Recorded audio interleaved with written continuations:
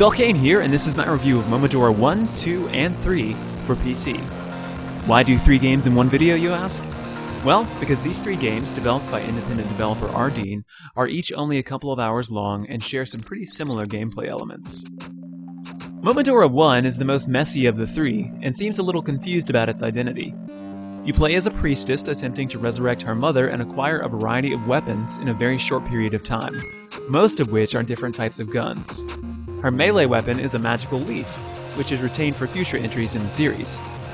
The guns at your disposal in Momodora are pretty clearly inspired by Studio Pixel's excellent Cave Story, another independent title that received a lot of buzz several years ago. There is a standard pistol, a rapid-fire machine gun, and a hard-hitting shotgun. There's also a homing missile weapon which deals absolutely pitiful damage. It probably would have made more sense to up the damage a lot, but make it operate on an ammunition system, which would admittedly make it adhere even more closely to the convention established by Cave Story. There's also a whirling shield defensive skill and a boomerang, which can be used to hit enemies in an arc in front of you, as well as hitting certain switches sprinkled throughout the game. It's an odd hodgepodge of an arsenal with no real thematic cohesion, but the game is fun enough for what it is. Assuming you're skilled enough, you could get through it in an hour or less, but I personally spent a pretty significant period of time on certain sections which I found to be fiendishly difficult.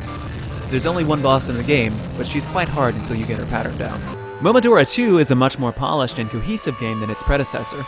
Although it eliminates a lot of the options available in the first game, it is an overall better experience due to the level design and encounters. Like Metroid or Castlevania, Momodora 2 features non-linear level progression and plenty of backtracking, although it's still very short. Gone are the slew of guns from the first game, replaced instead by magical cards that explode on contact.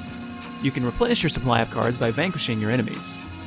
The magical leaf weapon is more important than before since your only ranged attack can't be used an unlimited number of times. There are health upgrades scattered throughout Momodora 2, rewarding careful exploration. Although boss fights are scarce, there are a couple more than in the first game, although again the final boss is the most important and difficult encounter of the game. Momodora 3 returns to the linear level progression of the first game, although retains little else from it. The magical leaf and hurled cards return, although the cards can now be charged to fire 3 projectiles that fan out to hit enemies in an area. A number of upgrades can once again be acquired, but they're much more interesting this time around. One upgrade leaves a trail of poison in the wake of hurled cards. Another heals Momo or Isadora once they reach low health.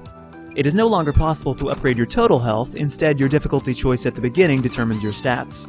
Hard mode, which I chose, locks you at 3 hearts for the game's duration. There's no real difference between the 2 character choices other than a handicap afforded to Dora that causes her to passively take less damage. Another crucial difference lies in the fact that defeated foes drop money that can be collected and spent at the game's various shops.